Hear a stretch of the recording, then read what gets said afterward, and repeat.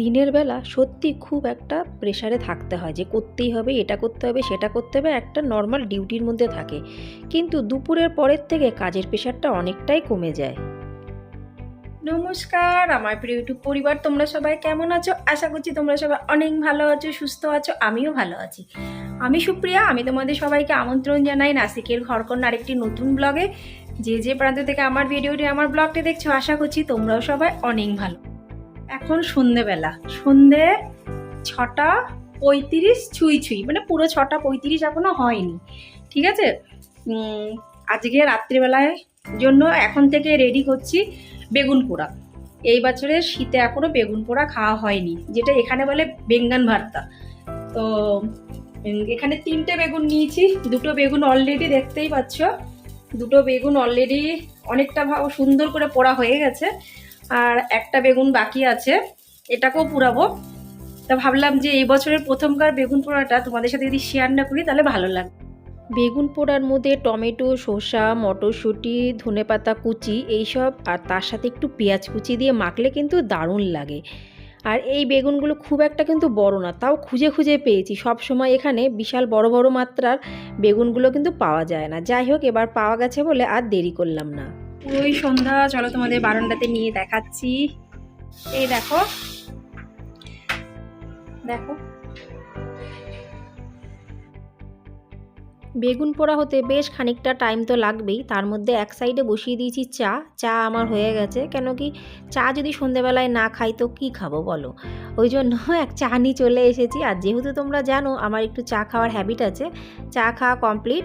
আর আজকে সেরকম কোনোই ঝামেলার বেশি কিছু নেই, কেন কি বেগুন পোড়া আমরা সবাই ভালো খাই, মানে আমরা 4 জনেই ভালো খাই। তো আর রুটি তো গরম গরম করবো। ঘরে কিন্তু এখন কেউ নেই, যে যার ক্লাসে চলে গেছে। কর্তামশাই 2 মেয়েকে ক্লাসে নিয়ে চলে গেছে। আস্তে আস্তে বেশ খানিকটা সময় লাগবে, ততক্ষণ আমি আরাম করে আমার যা ঘরের কাজ সেগুলো করে নিতে পারি। আর এইগুলো প্রতিদিনকারই কাজ। হ্যাঁ, শুধু খাওয়ার মেনুটাই একটু চেঞ্জ হয়, এটা বাস্তব কথা। কিন্তু যে কাজগুলো প্রতিদিনকে করতে হয়, কি সকালকার কাজ কি বিকালকার কাজ, সেইগুলো মোটামুটিভাবে তোমাদের সাথে আমি সবসময় শেয়ার করার চেষ্টা করি, যতটুকু দেখানো সম্ভব। আমার জীবন প্রচণ্ড সাধারণ, আমি খুবই সাধারণ, আমার জীবনযাত্রা সাধারণ, আমার থাকা খাওয়া, আমার পরণ পরিচয় খুবই কিন্তু সাধারণ। কেন কি, আমি সাধারণভাবে থাকতেই ভালোবাসি, আমার ভালো লাগে আমার এই সাধারণ জীবন। মেয়েরা ঘরে থাকলে কার্টুন ছাড়া তো আর কিছু দেখা যায় না, ওই জন্য আমি নিজের মনের মতন একটু চালালাম, গান শুনছি আর কাজ করছি। তার সাথে সাথে বেশ অন্য কাজবাজও কিন্তু টুকটুক করে চলেছি প্রতিদিনকার মতন। আজকেও খুব সুন্দর 2টো কমেন্টস তোমাদের সাথে আমি এখন শেয়ার করতে চলেছি। প্রথম কমেন্টসটি করেছে সুমনা অধিকারী দিদিভাই জানিয়েছে, আমি তোমার পরিবারে প্রথম আসলাম, এসে তোমার ভিডিও দেখলাম, বেশ ভালো লাগলো। অসংখ্য ধন্যবাদ দিদিভাই, তুমি যে প্রথমবার এসেই আমার ভিডিও দেখেছো, তার সাথে সাথে এত সুন্দর একটা কমেন্টস করেছো যে তোমার আমার ভিডিও ভালো লেগেছে, তার জন্য অনেক ধন্যবাদ, অনেক ভালোবাসা। আমার কর্তামশাই এসেছে তো অফিস থেকে কিছুক্ষণ হয়েছে, মেয়েদের নিয়ে চলে গেছে, কিন্তু তার ব্যাগটা আমি এখন খুললাম, মনেই ছিল না। ব্যাগের মধ্যে ওই যে যা সকালবেলায় দিই, ওই যে টিফিনকার বাটি, জলের বোতল, চামচ, সেগুলো সব আমি বেসিনের মধ্যে রাখলাম, একটু জল দিয়ে রাখলাম। কর্তামশাই মেয়েদের নিয়ে চলে এসেছে, এসে নিজের কাজে কিন্তু আবার বসে পড়েছে। মেয়েদের এখন প্রায় আবার শর্ট টার্ম পরীক্ষা, ওই জন্য পরীক্ষার জন্য কোশ্চেন পেপার তৈরি করছে। আর এ দেখো জেরক্স করে বের করছে প্রিন্টার থেকে, মানে কিছু জিনিস সে নিজে বুঝিয়ে দেয়, মেয়েদের পরীক্ষা নেয়, তাতে কিন্তু বাচ্চাদের অনেকটা সুবিধা হয়। আমাকে আর এদিকে দেখতে হয় না, মাঝে মধ্যে দেখি, সবসময় অতটা কিন্তু আমি সময় পাই না, এটি অতি বাস্তব কথা। এরা ওইদিকে পড়ছে, কর্তামশাই জেরক্স বের করছে প্রিন্টার থেকে, মানে প্রিন্ট করছে, আর আমি আমার কাজ করছি। দ্বিতীয় কমেন্টসটি করেছে ঝর্ণা দে দাস দিদিভাই লিখেছে যে তোমার যে থালিটি দিয়েছো রবিবারে, সেটা কিন্তু খুব ভালো লাগলো। অসংখ্য ধন্যবাদ দিদিভাই, তোমার যে আমার থালিটি ভালো লেগে যাচ্ছে সেটাও আমার কিন্তু বেশ ভালো লাগলো। যে বন্ধুরা আমার ভিডিও দেখে কমেন্টস করেছো তাদেরকে অনেক ধন্যবাদ, অনেক ভালোবাসা। আর যারা ভিডিও দেখেছো তাদেরকেও অনেক ধন্যবাদ, অনেক ভালোবাসা। সকালবেলায় সেই কানারাত থেকে উঠে কিন্তু কাজ করা শুরু করি, একদম দুপুর পর্যন্ত, পুরো এক নিঃশ্বাস ফেলার কিন্তু সময় থাকে না।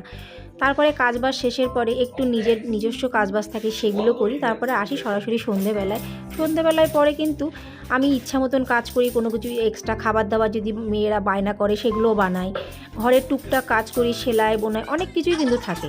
ওই জন্য বিকালবেলার রুটিনটা বেশ হালকা পাতলা হয়। কোনো কোনো সময় বাইরে যাই, প্রয়োজনীয় কাজবাজ থাকে, বন্ধুদের সাথে গল্প করি, সেইগুলো সব কিছু হয় কিন্তু দুপুরের পরে। কিন্তু সকাল থেকে দুপুর পর্যন্ত ননস্টপ কিন্তু কাজের পাহাড় থাকে একের পর এক, যেগুলো পুরো আগুনতা। সন্ধেবেলার দিকে অনেকটা সময় পাওয়া যায়, কিন্তু এটা আবার সব সময় না। একটা সন্ধেবেলায় হয় যে অনেক কাজের প্রেশার থাকে, কিন্তু সেটা খুবই কম। বেগুন পোড়া হয়ে গেছে, কিন্তু এখনও ছাড়াইনি। বেশ গরম বলে একটু ঠান্ডা হোক তারপরে ছাড়াবো। তার মধ্যে আমি রুটিগুলো করে নিয়েছি, দুধটা গরম বসিয়ে দিলাম। এগুলো স্টেপ বাই স্টেপ রাতের কাজ, ওই জন্য কোনো আমি সময় লসই করি না। যেটা করতে হবে সেটা করতে হবে, বেকার বেকার সময় নষ্ট করার কোনো মানে হয় না। বেগুনগুলো ঠান্ডা হয়ে গেছে, ওগুলোকে সুন্দর করে ছাড়াতে বেশ খানিকটা কিন্তু সময় লাগে। আর বেগুন পোড়ার মধ্যে আমি খানিকটা সর্ষের তেল দিলাম, কাঁচা সর্ষের তেল, ধনেপাতা কুচি করেছি, পেঁয়াজ কুচি, টমেটো কুচি, লঙ্কা দিলাম। কিন্তু দুঃখের বিষয় শসা আর মটরশুঁটি নেই। এই শসা মটরশুঁটি দিলে কিন্তু বেশ ভালো লাগে। আর বেগুন পোড়া আমি কোনো সময় না কাঁচা কাঁচা খাই না, কেন কি এটা সর্ষের তেলের কাঁচা গন্ধ আছে। ওই জন্য আমি পুরো মাখার পরে তারপরে একটু আমি গ্যাসে সুন্দর করে একটু ভেজে নিই মানে একটু হালকা করে গরম করে নিই, যে কাঁচা সর্ষের তেলের গন্ধটা সেটা উড়ে যায়। অনেকে পছন্দ করে, অনেকে পছন্দ করে না, কিন্তু আমার খুব একটা ভালো লাগে না কাঁচা সর্ষের তেলের গন্ধ। ওই জন্য আমি হালকা করে একটু করে ফ্রাইং প্যানে গরম করে নিলাম, তেলের গন্ধটা পুরো উড়ে গেল। এবার আমি আস্তে আস্তে করে খাবার দাবারগুলো রেডি করছি, মানে ম্যাট পাতা হয়ে গেছে, এবার আস্তে আস্তে করে নিয়ে আসি। তাহলে কী হবে বন্ধুরা, আমার সময়টাও বাঁচবে। সবগুলো যদি আমি এক জায়গায় এনে রাখি, ডাইনিং টেবিল তো আছে, কিন্তু ডাইনিং টেবিলে বসে আমরা একসাথে 4 জনে খুবই কম খাই, মানে সেরকম একটা আরাম লাগে না। তোমাদের প্রথমেই বলেছি আমার জীবনযাত্রা, আমার রাউন্ড সাউন্ড, আমার খাওয়া দাওয়া খুবই সাধারণ। নিচে বসে খাওয়ার যে একটা কী সুখ, সেটা কিন্তু ডাইনিং টেবিলে আমার খুব একটা ভালো লাগে না। রাখতে হয় তাই রেখেছি, কিন্তু আমার নিচে বসে খেতে বেশ ভালো লাগে। কারা কারা নিচে বসে খেতে পছন্দ করো অবশ্যই কিন্তু আমাকে কমেন্টসে জানিও। সাধারণ জীবনযাত্রা আমার, ওই জন্য আমি এরকমই। দিনের বেলায় তো 4 জন বসে এক জায়গার খাওয়ার সময় হয় না। দিনের বেলা অনেক সময় হয় যে আমার ছোটো মেয়ে স্কুল থেকে আসার আগেই আমার খাওয়া হয়ে যায়, তারপরে আমার ছোটো মেয়ে খায়, তারপরে বড় মেয়ে খায়। ওই জন্য রাত্রিবেলায় আমরা সবাই কিন্তু পুরো পরিবারটা এক জায়গায় বসে খাই। এটাতে কিন্তু একটা ভাব ভালোবাসাটাও বাড়ে, গল্প হয়, সারাদিন আমরা কে কী কাজবাজ করি সব কিছু কিন্তু এক জায়গায় বসে আমরা গল্প করি। খাওয়া দাওয়ার পর্ব শেষ, এখন পালা হলো বাসন মাজার। দেখতে পাচ্ছ পুরো এক পাহাড় বাসন। টাইম তো একটু লাগবেই। আস্তে করে আমি বাসনগুলো সব কিছু জলের মধ্যে প্রথমে চুবিয়ে রাখি, তারপরে কিন্তু বাসনটা মাজি, কেন কি তাতে সুবিধা হয়, এঁটো কাটাগুলো তাড়াতাড়ি করে উঠে যায়। বাসন মাজা হয়ে গেল। শুধু বাসন আমি মাজি তা না, বাসন মাজার সাথে সাথে প্রতিদিন রাত্রিবেলায় কিন্তু গ্যাসের পাশে জলের যে ট্যাপ, সেটা যেটা দিয়ে আমি ক্লিন করি, সেই হাতলটা সব কিছু কিন্তু আমি মেজে নিই। এটা দিনের বেলায় আমার করার সময় অতটা হয় না, কিন্তু রাতের বেলায় আমি এটা প্রতিদিন করি, কেন কি যেখানে রান্নাবান্না করা হয় সেই জায়গাটাকে কিন্তু হাইজিনিক রাখা খুবই প্রয়োজন, আর সেটা করাটা উচিত। আমি প্রতিদিনই আমার রাতের বেলায় রান্নাঘর ঝাঁ চকচকে করে রাখি, তোমরা দেখলেও বুঝতেই পারছো। আমার বেশ ভালো লাগে। আমি সকালের ভরসায় খুবই কম থাকি, যদি খুব শরীর খারাপ হয় তবেই শুধু বাসনপত্র আমি যেরকম সেরকম রেখে দিই একটু জল দিয়ে, কিন্তু যদি শরীর ঠিকঠাক থাকে তাহলে আমি একদম আমার প্রতিদিনকার যা রুটিন, রান্নাঘর পরিষ্কার করা, খাবার পরে বাসনপত্র মাজা, রান্নাঘরটা মোছা, এগুলো প্রতিদিনকার আমার কিন্তু রাতের রুটিনের মধ্যে পড়ে। আর এতে আমাদের মন মানসিকতাও ভালো থাকে, যেহেতু আমাকে প্রতিদিনই সকাল 5টার থেকে উঠে রান্না করা শুরু করতে হয়, তাহলে বাসন কোসন রান্নাঘর যদি চকচকে থাকে তাহলে সকালবেলায় উঠে কোনো অসুবিধাও হয় না। সবথেকে বড় কথা, মন মানসিকতাটা ভালো থাকে পরিষ্কার রান্নাবান্না বাসনপত্র দেখলে।